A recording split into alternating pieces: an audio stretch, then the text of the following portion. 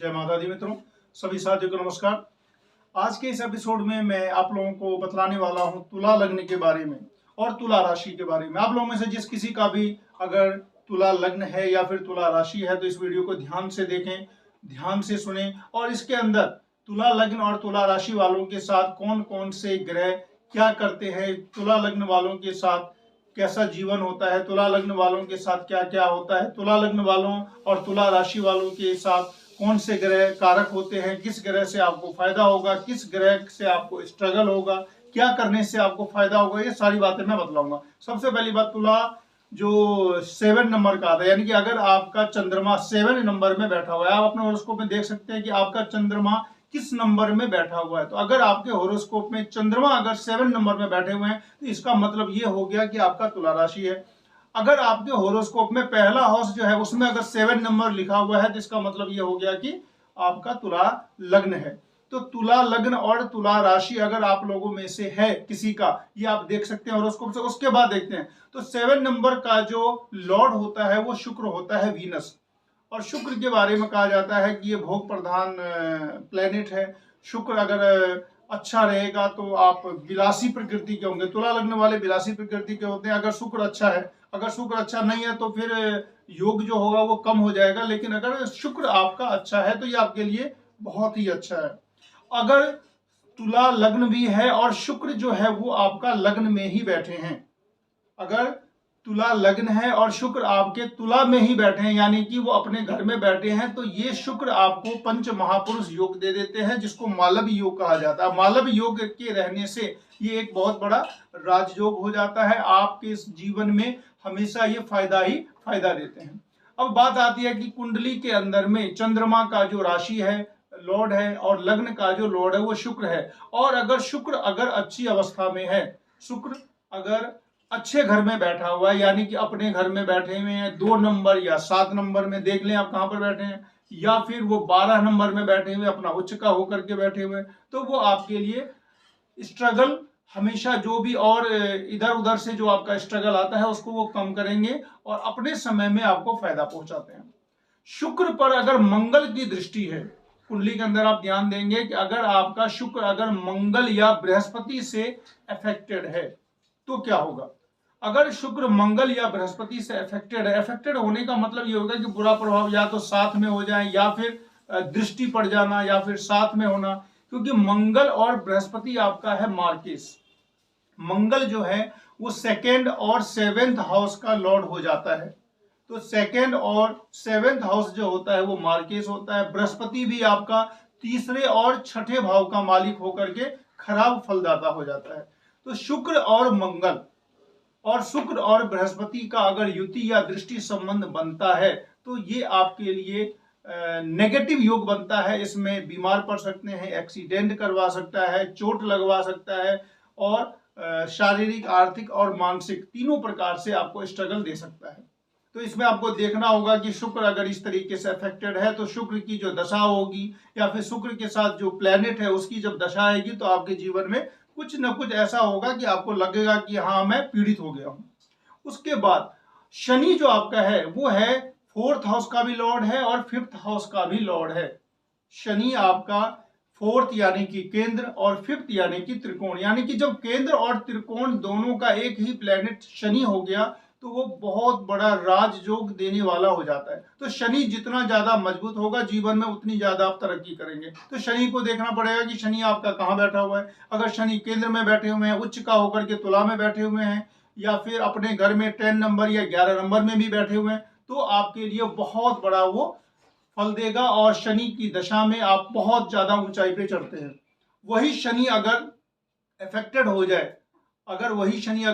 हो जाए, अफेक्टेड किससे होंगे, सूर्य से होंगे। मंगल से अगर इसमें संबंध बनता है शनि और मंगल का तो ज्यादा नेगेटिव इसलिए नहीं होगा क्योंकि मंगल केंद्र का स्वामी हो जाता है और शनि त्रिकोण का, तो दोनों में का जो युति या दृष्टि संबंध जो बनता है उससे आपको फायदा ही होगा।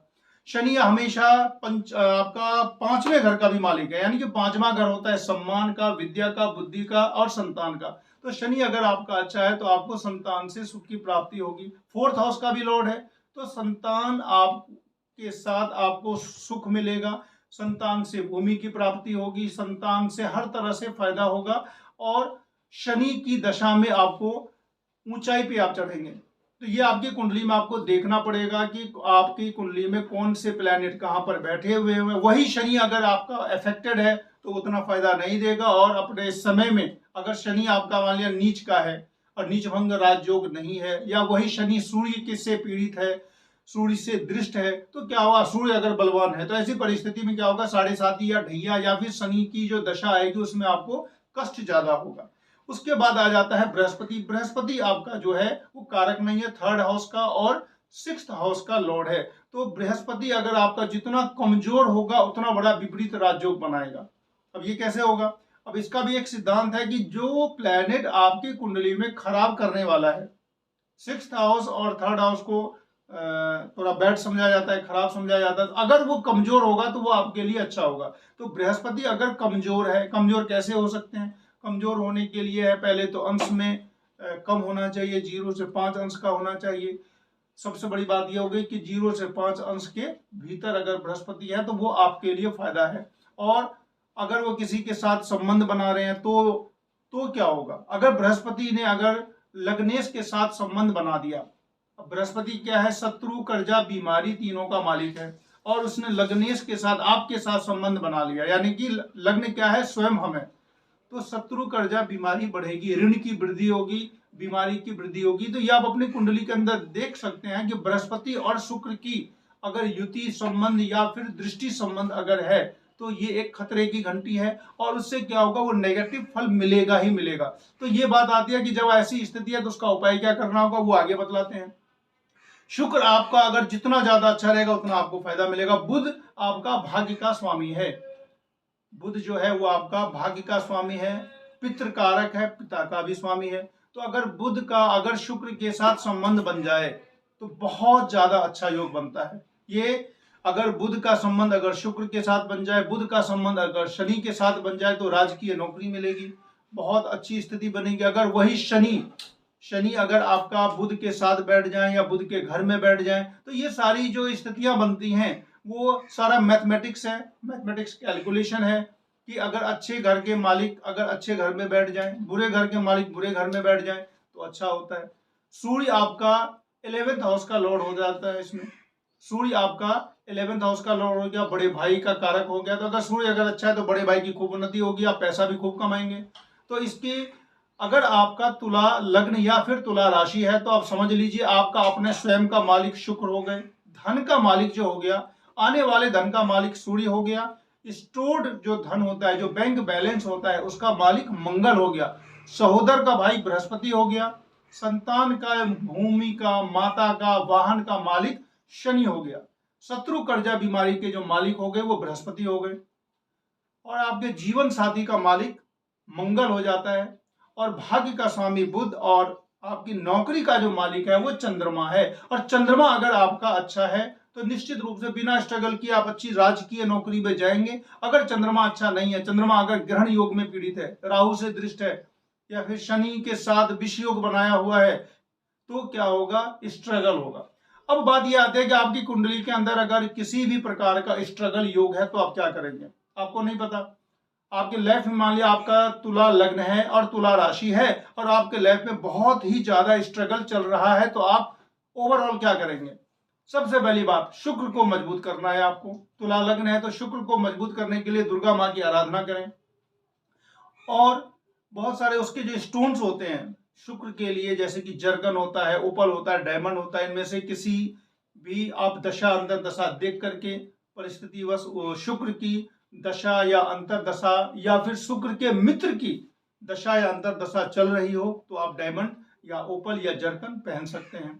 उसके बाद 10th हाउस का लॉर्ड आपका चंद्रमा है, तो चंद्रमा अगर बुरी तरीके से पीड़ित है तो चंद्रमा के लिए भोलेनाथ की पूजा आपको करनी पड़ेगी। और शनि अगर आपका मजबूत है तो सोचने की जरूरत नहीं है, तो यानी कि आपका जो लकी स्टोन हो जाता है वो एक तो बुध हो जाता है, भाग्य का स्वामी, यानी कि अगर आप पन्ना और ओपल जर्कन डायमंड अगर पहनते हैं तो आपके लिए लाइफ टाइम आपके लिए वो अच्छा रहेगा, और आपको भगवान भोलेनाथ की या दुर्गा माँ की आराधना करनी है। अगर इतना आप कर लेते हैं अगर इतना आप कर लेते हैं तो जो आपका स्ट्रगल है वो धीरे धीरे कम हो जाएगा। स्ट्रगल तो होना ही है। अगर कुंडली के अंदर में अगर आपका शुक्र, शनि या बुध या चंद्रमा, ये चारों प्लेनेट अगर आपके कमजोर हैं तो निश्चित रूप से स्ट्रगल आएगा।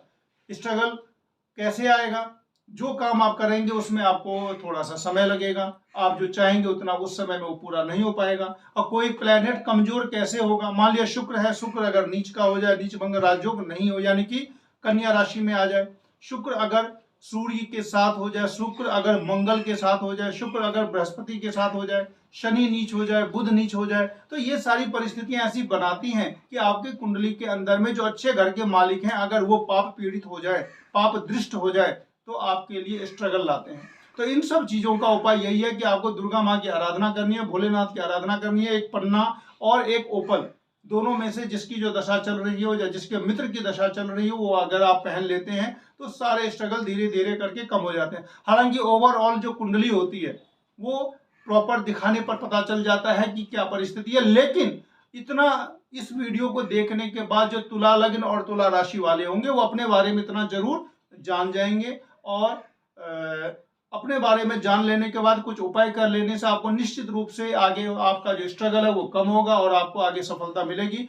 और एक बात फिर मैं कहता हूं कि अगर आपको लगता है कि अच्छा लग रहा है, अगर आपको इससे ज्ञान प्राप्ति हो रही है, अगर आपको ये अच्छा लग रहा है, तो निश्चित रूप से इसको लाइक करते रहे, शेयर करते रहे, सब्सक्राइब करते रहे। सब्सक्राइब करें, पुराने वीडियो को देखने के लिए भी आप सब्सक्राइब कर सकते हैं। काफी पुराने हर टॉपिक पे वीडियो बने हुए हैं, तो अगर आपको देखना हो तो सब्सक्राइब करें और पीछे बैक वीडियो में जाएं और देखें। और मिलते हैं नेक्स्ट वीडियो में, तब तक के लिए नमस्कार।